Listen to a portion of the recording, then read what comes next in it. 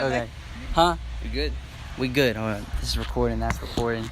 Okay. So, thank you guys for sitting down with us. It's very nice meeting you all. So, if you could just speak a little bit about what the Delaware Breast Cancer Coalition does in the community, and what your main goals and focuses are. Sure. Over there? Yeah. Lois? Yeah, you can start anywhere. Yeah, you can start anywhere you want. Okay, so I work with the Delaware Breast Cancer Coalition, and I work primarily with the breast cancer survivors. So when people are newly diagnosed, they reach out to us either through their doctor or through us directly, and we help them however they may need, especially emotionally. I'm almost a 15-year breast cancer survivor myself. I've been through chemo, many surgeries, so I know what to expect. So I'm there, the front line, to help people that are newly diagnosed or reoccurrences. And so both men and women come to us, and we're able to help them. We have a peer mentor program where we have survivors that have taken our training, and they are there to help mentor ladies that are diagnosed with breast cancer. So if you're a 25-year-old lady and you're diagnosed with breast cancer, we have a 25-year-old peer mentor for you. If you're 80 years old, we'll have a lady who's 80 years old. Somebody that has chemo, radiation, certain types of surgery, we can try to match you up one-on-one with somebody very specific to your age, where you live, and your diagnosis. And I think one thing that stood out to me when we were speaking to Connie in Rehoboth was she was talking about just like you said, trying to partner people up with somebody that's been through the situation before and is trying to walk with somebody through that. Because she was saying a lot of times you go to the doctor and you're getting these reports back and people are telling you things, but your head is swirling and your emotions are swirling because it's this crazy thing going on in your life. But they have a partner. You guys are providing partners to be there with people to kind of help walk them through and direct them through the situation out of experience. Exactly. It's a scary and overwhelming situation to be in when you're told you have breast cancer. It's just like a rock hitting you, You're shocked. You can't, just fathom what's going on. And if you don't know anybody that's been through breast cancer, where do you turn? The doctors tell you your treatment, you've got to do this, this, and that. But until you actually talk to someone that's walked the walk and been through that treatment, been through that surgery, then that really kind of helps you, set you at ease. I mean, to look at me now, I don't look like I had breast cancer. Right. Yvonne down there is a breast cancer survivor too. She came to the Delaware Breast Cancer Coalition when she was first diagnosed. She doesn't look like she had chemo. We both lost our hair. We had surgeries, but look at us now. We fought this and we've overcome. So, Yvonne, how did you get involved with the organization? I got involved 12 years ago when I was diagnosed with breast cancer, and I was part of the peer mentoring group.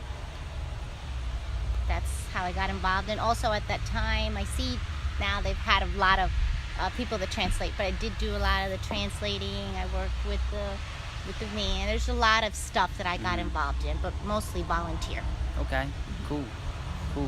So, in fact, Midleen and Migdalia work as the outreach managers covering the state, and will actually help coordinate translation services. As Yvonne mentioned, that was something that we realized that we needed to kind of increase and provide more resources for. So you ladies, if you wanted to share a little bit about where and how you do that. Yeah, so I do speak English and Spanish, so we always go to if anyone needs some type of translation services, especially at our Women's Mobile Health Screening Van when they get their mammogram done, if they need some assistance, if there's that language barrier at the time of the appointment, and we translate for them. So we do provide that available to anyone that doesn't speak the language. Right. We also, as outreach workers, we do go out to the community. We educate men and women about breast cancer, things they can do to lower the risk of getting breast cancer. Right. Yeah.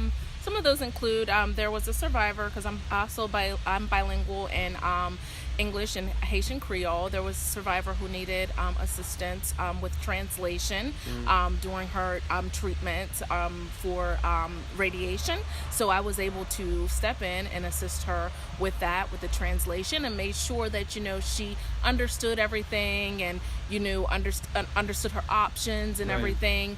So as Migdalia stated, we're able to come in if there's translation that's needed on the van, whether it's in whether it's in Spanish or Haitian Creole. We're able to assist with that. We go out into the community when we target different local churches, whether they're Hispanic churches or Haitian churches. We go to the churches, as well, to educate the members in the churches, the underserved populations, about our programs and services and what's available to them, to make sure that they're aware of the disease and aware of what they can, how they can, what options they have. So it's very important for us to support our survivors. We believe that anyone, the moment you're diagnosed, you become a survivor because you are surviving. It's not just people who have beat cancer and have it in remission, but it's everyone throughout that journey. So we really want to support them, help them in any way that we possibly can, and also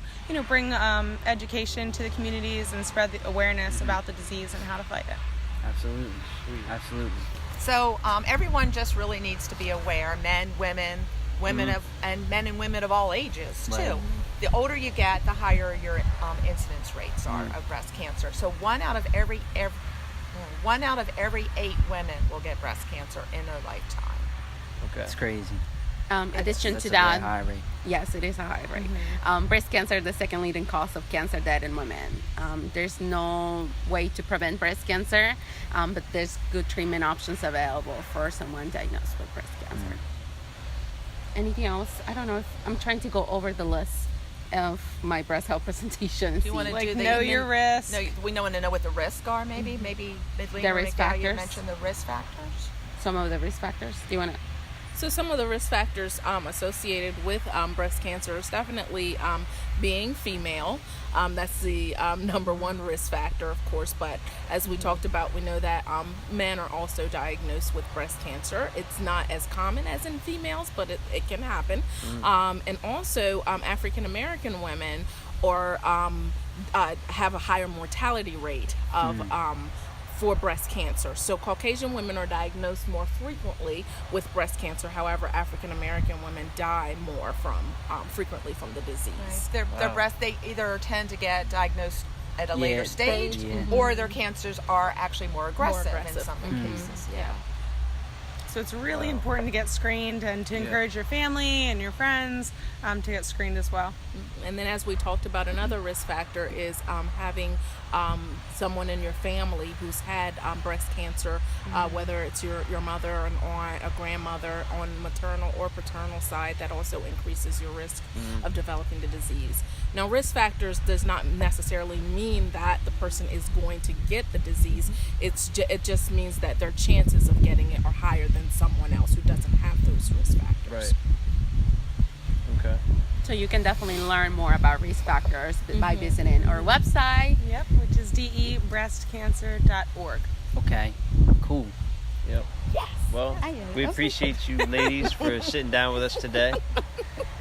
Thank you It for was a fun coming. time. Yeah. Thank you. Thank you. Yes.